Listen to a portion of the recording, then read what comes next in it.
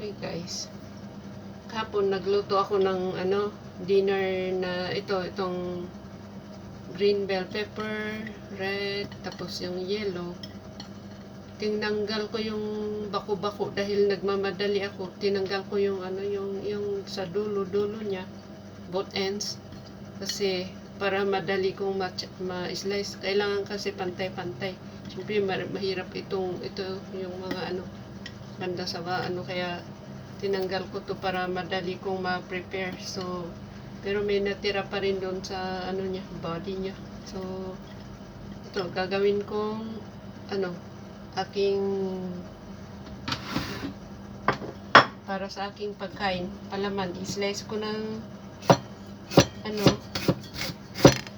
ganyan maninipis. Gagawin kong palaman ng aking itlog, o di healthy. Pwede, pero hindi ko ihalo lahat ito. Marami para lang sa isang itlog. So, ikip ko yung iba para sa ulit, sa soup na pwede kong i-create ng ibang pagkain, mga healthy na pagkain, ganyan. So, ayan, i-slice ko muna. Ganyan siya. Pero mas pinili ko itong more on green para sa aking itlog. Tapos ito, i-create ko ng ng ibang style. Ito, papalaman ko sa itlog. Ay, papalaman sa itlog. Gagawin kong palaman. Yung palaman ko, haluin, lagyan ko ng konting white onion para medyo mabango. Ayan, ganyan. Ayoko naman yung madaming onion. Ayan. Slice ko din ng maninipis para madaling maluto. Ayokong i-chop ito sa chopping board dahil mahirap tanggalin yung amoy. So, i-slice ko na lang dito. Ganyan kaliliit. Pause muna natin. Tapos dito ko ibibit yung itlog para makita.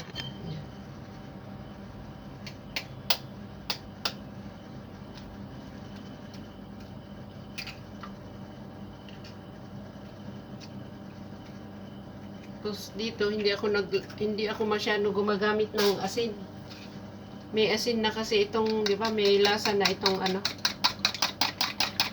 itong itlog, may lasa na. So hindi ako naglalagay ng asin. Ihalo ko na po yung aking bell pepper, yung iba-ibang kulay. Pero mas gusto ko yung more on green na ihalo sa itlog. Maganda kasi yung yung kulay niya pagka green at saka yung itlog. Ang ganda yung kulay niya. Ayan. Ihalo ko, halo-halo lang na ganyan. Yan, luto na natin. At saka lahat ng luto ko, hindi ako gumagamit ng masyadong maraming mantika. Dahil nga, napag-aralan ko na nalaman ko na hindi maganda ang mamantika. So, maganda naman, makakatipid pa.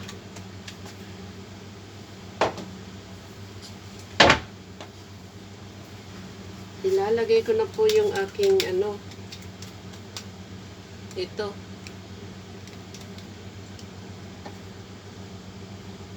Hindi shallow itong frying pan.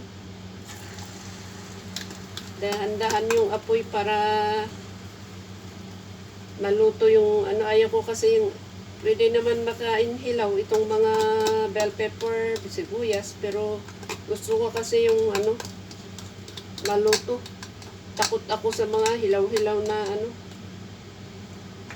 na pagkain.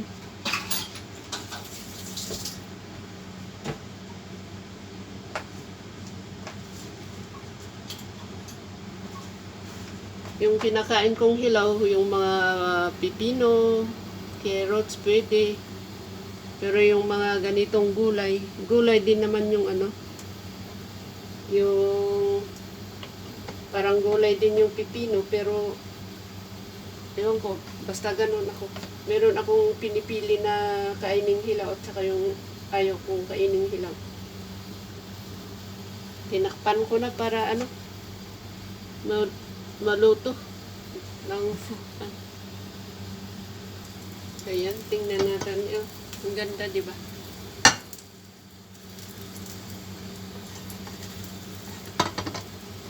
Takot akong magganyan, baka matapon. Pwede siguro, pero baka hindi ako sanay, hindi ako expert. Kaya sandukin ko na lang. Okay, na ano na napilas na.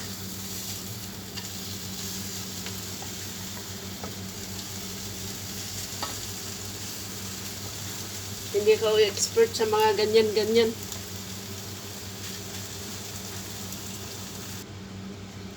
Okay, naluto na po yung ating palaman. Okay na.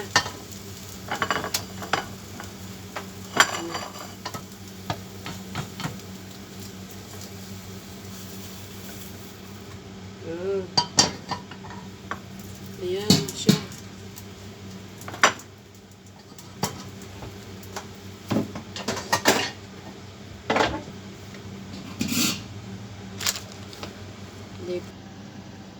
Iisa lang pala natira sa aking tinapay. Akala ko dalawa. Pero okay na. Ganun kaliit oh. Okay na. Meron pa naman akong isang kakainin na ano. At kanina hiniwa ko. Meron pa akong isang kakainin na pangdagdag. So, ayan. Ganyan na lang siya. Kainin ko na lang itong ano. Mga ayan.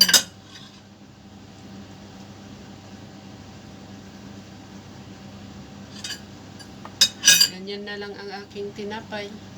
Pero kasya naman ito sa akin. Pero pag hindi kasya, di kakain ako ng ano, kung ano, biscuit man dyan or ano. So, ito na po ang aking tinapay, aking breakfast ngayon. Ganyan.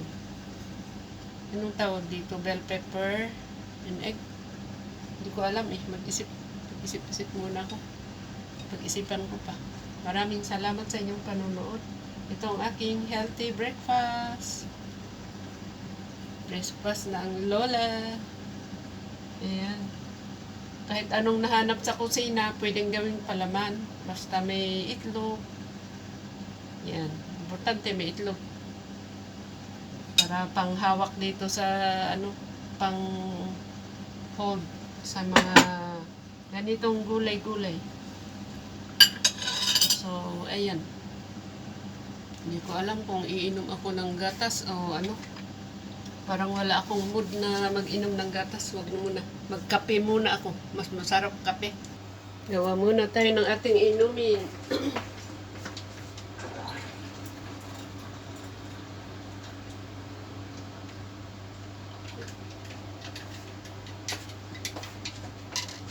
Ayan. In case na kulang itong aking breakfast, meron akong stock na, hindi ko papakita yung pangalan. Alam na ninyo ito. Ayan. So, ayan lang.